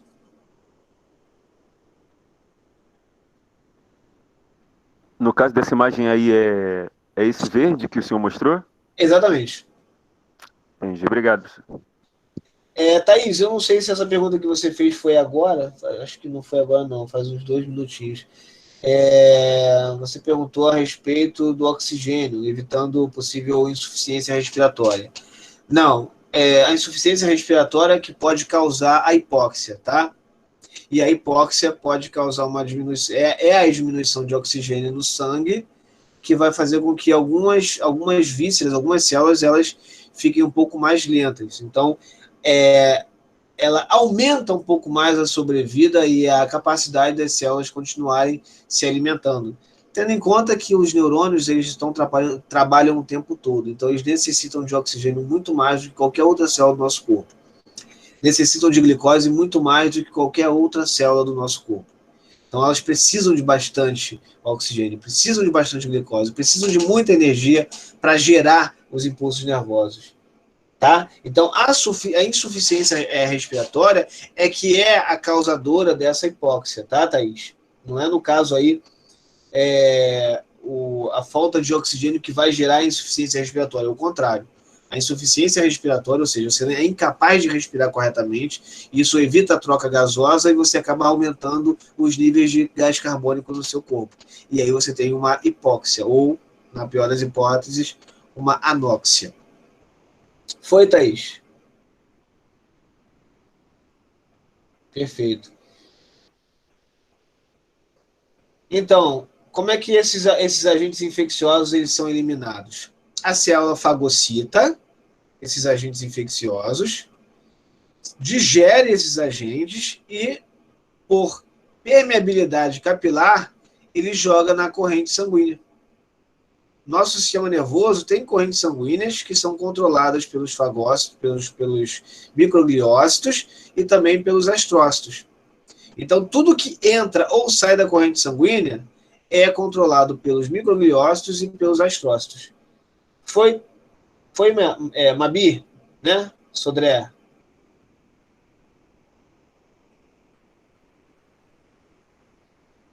Show. Beleza. Então, nós temos aqui ainda as células ependimárias, tá?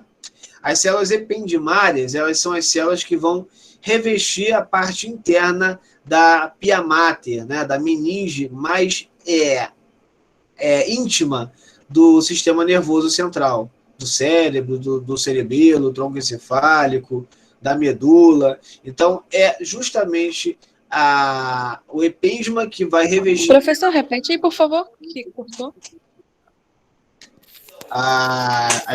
o epêndima, que você quer saber? E isso, picotou aqui, eu não consegui ouvir. Tá legal. O epêndima, na verdade, são células que vão estar localizadas na parte mais distante, né, mais externa do sistema nervoso central. Elas vão envolver internamente, vão formar, né, internamente a meninge, né, do sistema nervoso central. A pia mater, por exemplo, que é a mais íntima e a mais fininha. Então, essas são as células ependimárias, tá?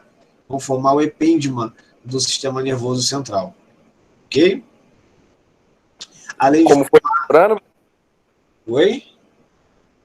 É como se fosse uma membrana ou não? Exatamente, né? As meninges são membranas, né? Então, a primeira membrana, a membrana mais íntima, é a mais fininha. Nós temos a aracnoide, que nós vamos falar mais à frente. Nós temos a dura mater, que é a mais resistente, que fica do lado de fora. Então, a gente vai falar sobre elas. Então, além das ependimárias formarem essas meninges, elas também vão formar os ventrículos, né? A parte interna dos ventrículos, como nós falamos anteriormente. Os ventrículos são cavidades dentro do cérebro ricas em líquido cefalorraquidiano. Professor? Oi? As células ependimares formam os líquidos cefalorraquidianos? Elas não formam líquido cefalorraquidiano, elas produzem, elas liberam o líquido cefalorraquidiano, tá ok? Elas são uma proteção, são uma membrana, e elas são permeáveis, permitindo a entrada de soro, né? Entrada de plasma sanguíneo, que dentro do sistema nervoso central, ele tem esse nome, líquido cefalorraquidiano, ou líquor, né? Foi?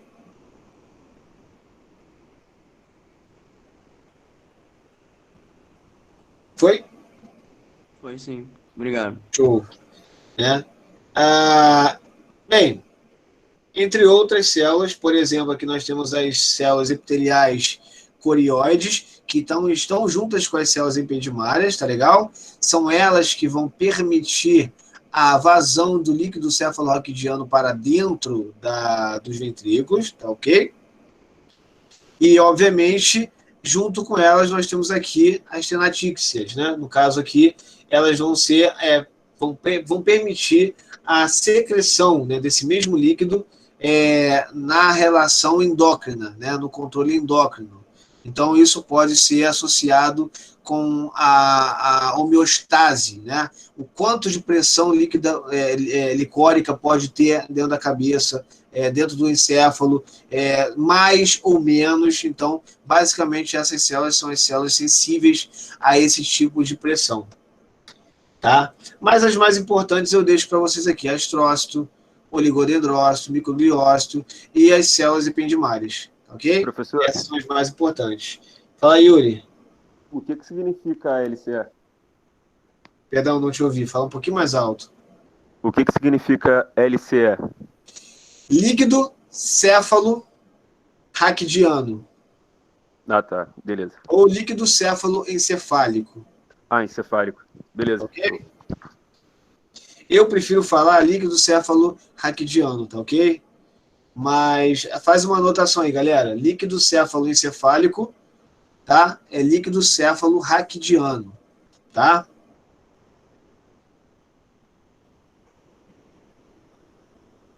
Professor, você pode repetir que deu uma travadinha que eu não consegui entender? O SLCE? Não, isso que você falou agora para anotar. Então, LCE. O que está escrito aqui como LCE, considere líquido céfalo raquidiano. Então, troca esse E pelo R. Esse LCE aqui é antigo, a beça.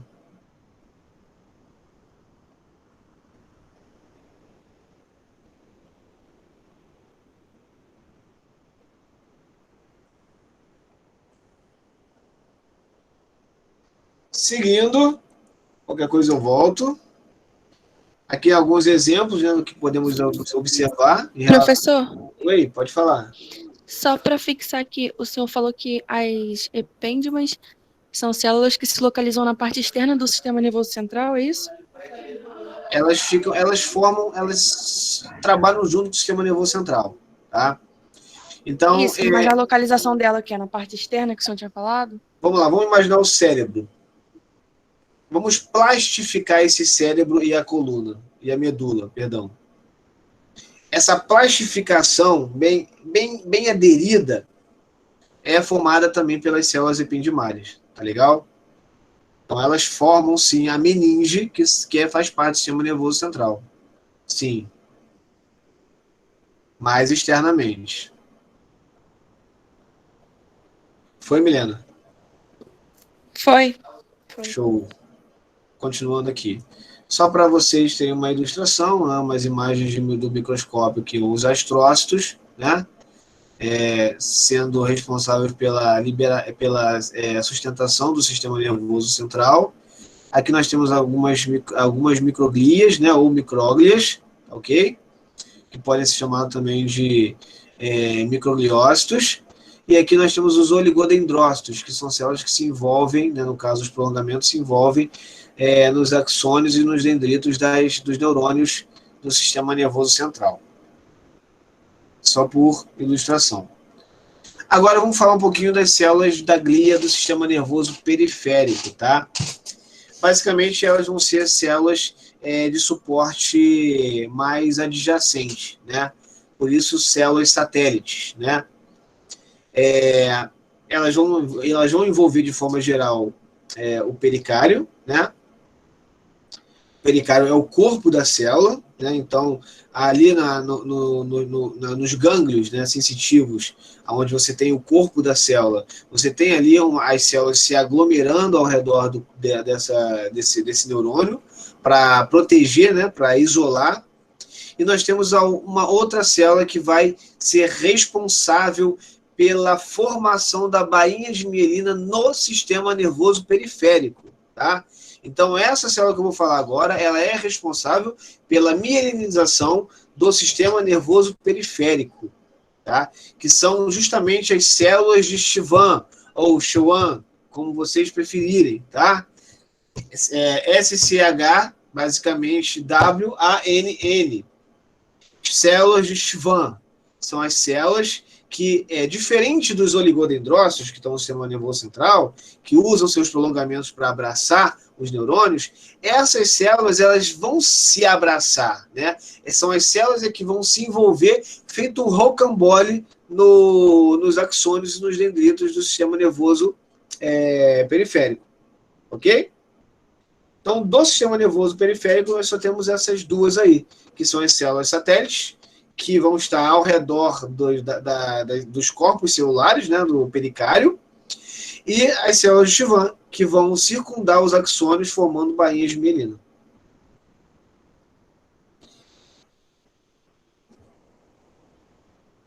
Isso aqui eu já expliquei para vocês, né, o que é aferente sensitivo, o que é motor, eferente. Já expliquei como funciona, mais ou menos uma repetição. Então, se vocês precisarem ter uma imagem um pouco mais ilustrativa, vocês têm essa imagem aí, tá ok? A mesma coisa eu falo em relação a essa aqui, onde eu falei sobre as terminações nervosas, né, a parte sensitiva. Aqui temos o neurônio pseudonipolar, formando outros neurônios aqui, um gânglio sensitivo, que vai ter uma neurônio associação aqui, que vai passar por um neurônio motor para realizar uma reação de retirada, ou um arco reflexo imediato, né? Outra forma de explicar. E vou deixar a sinapse para a aula que vem. O que vocês acham?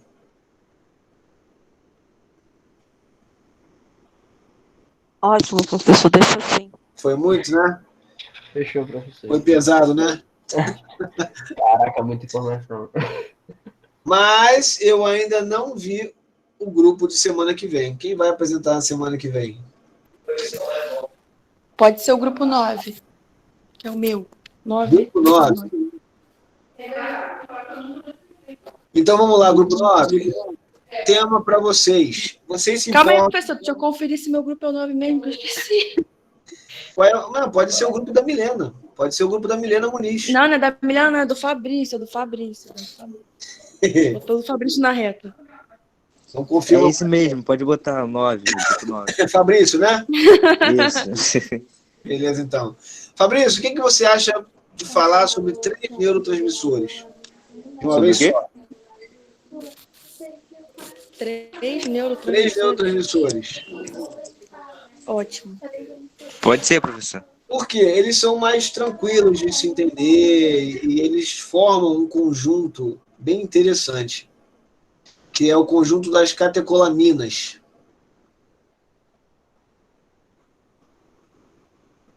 Deixa eu escrever aqui para vocês.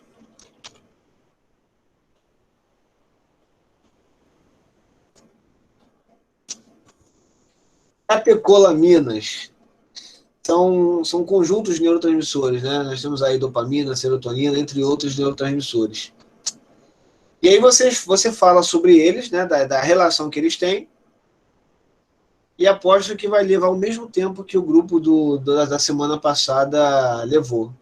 Tempo aí de 10 minutos, no máximo. O que você acha? Já deu o tema Tá tranquilo. do tempo. Não, preste atenção. Não precisa falar em só 10 minutos. Vocês podem falar 20, 30, sem problema nenhum. Eu administro o meu tempo aqui de aula, sem problema algum.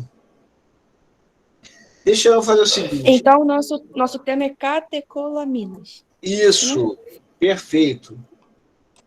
Então, vocês vão falar sobre catecolaminas.